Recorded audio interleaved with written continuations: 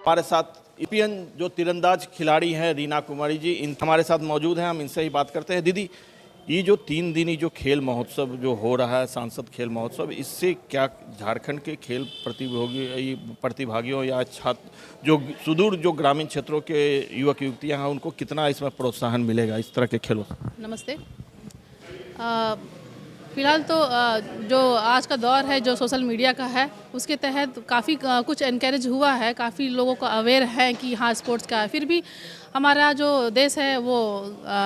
गांव से भरा हुआ है, तो अभी भी बहुत सारे ऐसे गांव हैं जहां तक मोबाइल नहीं पहुंचा है और बहुत सारे ऐसे हैं घर हैं जिनके यहाँ मोबाइल नहीं है या वैसी सुविधाएं नहीं है जिससे जानकारी मिल पाए कि स्पोर्ट्स के थ्रू कुछ बेहतर अपना जीवन बना सकते हैं या इसमें अपना भविष्य बना सकते हैं। जैसा कि तीरंदाजी है या हॉकी है या योगा है, ये सब जो टैलेंट है ये कहीं एक जगह का ये नहीं है, क्या बोल सकते हैं कि एक जगह से ही सिर्फ मिले ऐसा ज़रूरी नहीं है। तो ये जो टैलेंट है ये निखारने के लिए जितना गांव है वो उनको जानकारी होना पहले सबसे ज़रूरी है कि हाँ ठीक है कहाँ पे गेम हो रहा है और कैसे हम इस चीज़ में शामिल। एक्चुअल में गेम जब स्टार्ट हुआ था, किसी भी खेल की जो शुरुआत हुई थी ये इसीलिए हुई थी, चाहे इंटरनेशनल चाहे नेशनल, मित्रता के लिए। सबसे पहला जो जिसका मोटो था वो था मित्रता, और आज के दिन में ऐसा हो गया कि आप इसमें अपना भविष्य बना सकते हैं। तो जो ये सांसद खेल महोत्सव शुरू हो रहा है 17, 18, 19 को, तो मुझे ऐसा लगता है कि जो पॉलिटिक्स में है वो लोग जो इन्वॉल्वमेंट नहीं दिखाते थे, चाहे इंटरेस्ट रहे चाहे नहीं रहे, क्या रीज़न मैं नहीं जानती, बट इससे उनको भी फ़र्क पड़ेगा कि उनका भी इंटरेस्ट बढ़ेगा कि हाँ ठीक है स्पोर्ट्स के थ्रू बच्चों को ज़्यादा से ज़्यादा गेम में शामिल किया जाए। और जो हमारा जो सपना है कि हाँ ओलंपिक में ज़्यादा मेडल हो, जो सब कोई ओलंपिक पे फोकस करते हैं कि मेडल कम आ रहा है, तो इस पर बहुत फ़र्क पड़ेगा क्योंकि जितना ज़्यादा दही होगा उतना मतेंगे उतना ज़्यादा क्रीम आएगा। तो सेम चीज़ वैसे ही है कि जितना ज़्यादा से ज़्यादा लोग गेम में इन्वॉल्व होंगे तो हमारा मेडल मिलने का जो संभावना है वो बढ़ जाएगा। हाल के दिनों में जिस तरह से प्रधानमंत्री खेलों को लेकर के खासा जो है उत्साहित हैं कि जो भारत को जितना मेडल आना चाहिए चाहे जिस तरह के भी खेल हो वो नहीं आ रहा है, तो उसको लेकर के खेलों को बढ़ावा देने के लिए कई सारे प्रयास कर रहे हैं। उसी प्रयास का एक नतीजा है कि सांसद खेल महोत्सव, जितने भी सांसद हैं उनके लोकसभा क्षेत्रों में इस तरह के आयोजन की बात कही जा रही है। तो क्या लग रहा है कि आने वाले दिनों में इस तरह के खेलों से कुछ प्रतिभाएं सामने आएंगी जो कि अंतर्राष्ट्रीय फलक तक जाएं? ज़रूर, क्योंकि अल्टीमेटली जो भी ग्रास रूट लेवल पे काम होता है वो यही होता है कि 12 साल 11, 12, 13 साल के जो बच्चे होते हैं उनको हम किस तरह से हम ऊपर लेकर के आए। क्योंकि जब कोई जूनियर चैम्पियन या सब जूनियर चैम्पियन होता है तो ये बात तो बहुत आसानी से आपके थ्रू पता चल जाता है, लेकिन कैसे खेल में शामिल होना है ये चीज़ पता नहीं चलता है। तो ये जो खेल महोत्सव शुरू होगा, इसे एक तो है कि टोला मोहल्ला जो भी बोल रहे एकदम इंटीरियर जगह पे भी हो तो उनको मालूम है कि मेरा यहाँ का नेता कौन है, तो उसके थ्रू वो चीज़ यहाँ तक पहुँचेगा। जो भी विधानसभा है इनका अच्छे उनके तहत जो भी गांव या कस्बा आता है उनके बच्चे को जानकारी मिलेगी कि हाँ ये गेम हो रहा है, यहाँ हो रहा है और ऐसे हमें एंट्री जाना है। तो जैसे ही जब मिलेंगे वो फुटवार में सब बच्चे, तो बहुत सारी जानकारी उनको भी मिलेगा कि ठीक है हम इससे ऊपर फिर कैसे जाएंगे। लाइक कोई एकेडमी है या कोई ट्रेनिंग सेंटर है या बेहतर इक्विपमेंट क्या होता है, इससे उनको जानने में जानकारी लेने में सुविधा होगा और फिर अपने आप को और इन्हेंस करने में भी फ़ायदा मिलेगा। हाल के दिनों में जिस तरह से देखा जा रहा है कि झारखंड सरकार भी जो है खास करके मुख्यमंत्री हेमंत सोरेन खेलों को लेकर के खासा जो है मतलब रुचि दिखा रहे हैं कि खेल नीति की भी घोषणा की, खिलाड़ियों को जो है सीधी नियुक्ति की भी बात की। तो क्या अभी जो वर्तमान में जो राज्य में जो खेलों को लेकर के या खिलाड़ियों को लेकर के जो सरकार का नज़रिया है वो कितना प्रोत्साहित कर रहा है खेलों को? लेकिन इंटरेस्ट तो लेती है गवर्नमेंट, लेकिन टाइम टू टाइम इसमें बदलाव की भी ज़रूरत है, क्योंकि जो खेल नीति पहले वाले था वो कहीं ना कहीं थोड़ा सा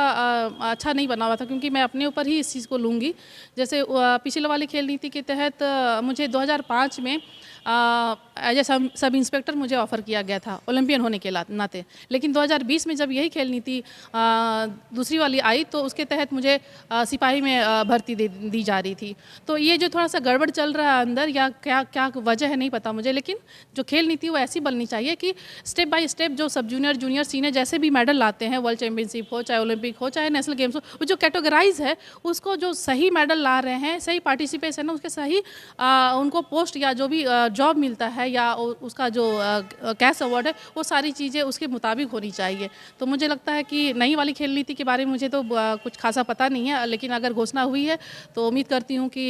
इन सारी चीज़ों को ध्यान में रखकर बनाया गया हो, ताकि कोई किसी भी प्लेयर को डिमोरलाइज ना होना पड़े। लोग इतना मेहनत करके अपने आप को आगे ले लाते हैं और मेडल जीतते हैं, तो उनको उसका मेहनताना मिलना चाहिए, जो कि गवर्नमेंट को ये ध्यान में रखकर काम करना चाहिए। सरकारें आती हैं, घोषणाएं भी होती हैं, लेकिन खिलाड़ियों को जो प्रमोशन मिलना चाहिए खेल के बाद, चाहे वो ओलंपियन हो, चाहे राष्ट्रीय खेल में पदक हासिल किए हो या फिर कॉमनवेल्थ में, लेकिन उनको जो जाने समय तो मान सम्मान मिलता है, लेकिन पदक लेके आते हैं, कुछ दिनों तक सरकार भी उनकी ओर ध्यान देती है, लेकिन बाद में सरकारें जो है भूल जाती हैं। फिर वो रोज़मर्रा की दिनचर्या में जो खिलाड़ी हैं वो मग्न हो जाते हैं कि 2 पैसे कहाँ से आएँ। क्या लग रहा है कि क्या इसके लिए होना क्या चाहिए था? सबसे पहले तो ये इसका सबसे सही बात है, क्योंकि यहाँ पे बहुत सारा हॉकी प्लेयर हो, चाहे आर्चरी प्लेयर हो, फुटबॉलर्स हो, चाहे क्रिकेट में हो, पलायन कर जाते हैं। पलायन इन द सेंस कि आप रहने वाले तो यहाँ के हैं, लेकिन जैसे आईटीबीपी है, बीएसएफ है, स्पोर्ट्स अथॉरिटी ऑफ इंडिया है, हाँ रेलवे है, ये वगैरह वगैरह, जब उनको जॉब ऑफर होता है वो चले जाते हैं। तो चले जाने से आपका जो एक प्लेयर का वो जगह जो जा रहा है कहीं, वो एक्सपीरियंस भी चला जा रहा है साथ में, तो वो हम यूज़ नहीं कर पा रहे अपने स्टेट को फिर से और उसमें बढ़ोतरी करने के लिए। कहने का मतलब है, अगर कोई मान लो कि मैं सपोज दैट ओलंपियन हूँ, लेकिन मैं अभी स्पोर्ट्स अथॉरिटी ऑफ इंडिया में काम कर रही हूँ, मेरी पोस्टिंग आज रांची में है, कल को हो सकता है कलकत्ता में चला जाए, तो ये यहाँ का एक्सपीरियंस यहाँ दे रही हूँ तो ठीक है, लेकिन अगर मैं कलकत्ता चली गई तो दूसरे बच्चों को जा रहा है। तो इस चीज़ को रोकने के लिए गवर्नमेंट को कुछ ऐसा बनाना चाहिए कि यहाँ पे जो भी कंपनी है या जो भी रेलवे है, चाहे और दूसरे डिपार्टमेंट, पुलिस का डिपार्टमेंट में, इसमें जॉब को थोड़ा सा निकाला जाए, ताकि यहाँ के बच्चे जो भी अच्छा परफॉर्म कर रहे हैं उनको यहीं रखा जाए, तभी जा करके फिर, और आप इतना बड़ा हमारा स्टेट है तो वो टैलेंट को हम यहीं रखें, एक्सपीरियंस को यहीं रखें, और आने वाले जो जनरेशन है उनको हम वो एक्सपीरियंस दे पाए, और उसको, और जो जिस लेवल पे वो प्लेयर खेला है, सपोज मैं ओलंपिक खेली हूँ, तो मैं ओलंपिक मेडल देने के लिए क्या करना है, मैं उस पर काम कर पाऊँ। हाल के दिनों में अगर खेलों के यहाँ पे अगर इंफ्रास्ट्रक्चर की बात की जाए तो क्या इसमें बढ़ोतरी हुई है? आप जब खेलती थी, जब ओलंपिक पे भी आपने खेला था, और आप अभी के समय में क्या कुछ अंतर देख रहे हैं कि या इसमें और भी सुधार की ज़रूरत है? काफ़ी कुछ सुधार हुआ है, ऐसा नहीं है। बहुत सारी चीज़ें, जैसे होटवार को आप देख रहे हैं, चाहे और भी बहुत सारे सेंटर है, कम एंड प्ले का चल रहा है, बहुत सारा आवासीय सेंटर चल रहा है, तो ऐसा नहीं है, इम्प्रूवमेंट है। बट इम्प्रूवमेंट के साथ जो कोचेस का जो सैलरी के साथ जो काम करने का है ना, वो चीज़ मुझे लगता है कि थोड़ा सा इसमें और बदलाव की ज़रूरत है, क्योंकि महंगाई बढ़ रहा है, और लोग फिर जो एक्सपीरियंस में बोल रही हूँ, कोई कुछ कोच जैसे एनआईएस करके आ रहे हैं, शॉर्ट कोर्स करके आ रहे हैं, कुछ अच्छा खेले हुए हैं, तो वो यहाँ बने नहीं रह रहे हैं, वो दूसरे स्टेट में जॉब मिल रहा है और वो चले जा रहे हैं, तो फिर वो जो जगह है वो रिक्त हो जा रहा है। तो वो जब जगह रिक्त हो जा रहा है तो वो बच्चे अकेले पड़ जा रहे हैं, तो इसका फ़र्क तो पड़ रहा है। तो ऐसा करना चाहिए कुछ ऐसा कि मतलब जो यहाँ का टैलेंट हो, चाहे जो भी उन्होंने हासिल किया है अपने जीवन में, वो सारा कुछ यहाँ बना रहे। तो इंफ्रास्ट्रक्चर तो इम्प्रूव हुआ है, साथ साथ वहाँ पे सिर्फ इंफ्रास्ट्रक्चर रेडी कर देने से जो वहाँ काम कर रहे हैं उनको भी थोड़ा सा सैलरी में थोड़ा सा बढ़ोतरी किया जाए, ताकि वो यहीं टिके रहे और अपना योगदान दे। इंफ्रास्ट्रक्चर की बात की, मेगा स्पोर्ट्स कॉम्प्लेक्स होटवार जब राष्ट्रीय खेल हुआ था उस समय बना था, लेकिन जो उसका यूटिलाइजेशन होना चाहिए, जो उपयोग उसका होना चाहिए था, पिछले 1 दशक में जो उतना वो हो नहीं पाया है। खिलाड़ी उन सुविधाओं से कहीं ना कहीं आज भी जो है खिलाड़ी मरहूम रह रहे हैं। हालांकि सरकार प्रयास कर रही है, लेकिन अभी भी कमियां तो हैं। हाँ, कमियां हैं, तो इसमें सुधार की ज़रूरत है, क्योंकि जितना बड़ा क्या लग रहा है कि इसमें मतलब ब्यूरोक्रेसी के कारण हो रहा है, या फिर जो खेल संघ है वो ध्यान नहीं दे पा रहे हैं खिलाड़ियों के ऊपर प्रॉपर? खेल संघ भी ध्यान दे रही है, पर पता नहीं क्यों गवर्नमेंट, और ये जो खेल संघ की बात जब हम करते हैं तो किसी को कैसे डायरेक्ट आप दोषी ठहराएंगे कि ये नहीं हो रहा है, वो नहीं हो रहा है, क्योंकि एक चेन है, ये जो काम करने का जो एक चेन है, कि आप नीचे से लेकर के ऊपर तक कोई ऐसा एक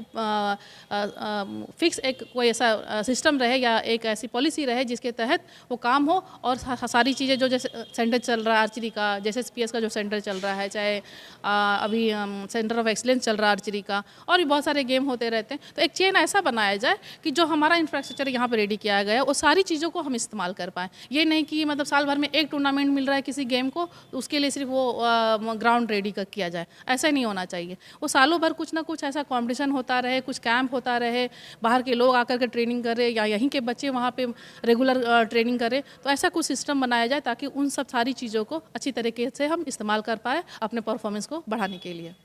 तो ये थी एक्स ओलंपियन तीरंदाज खिलाड़ी रीना कुमारी। बने रहिए रिपोर्टर पोस्ट के साथ। मैं आशुतोष कुमार।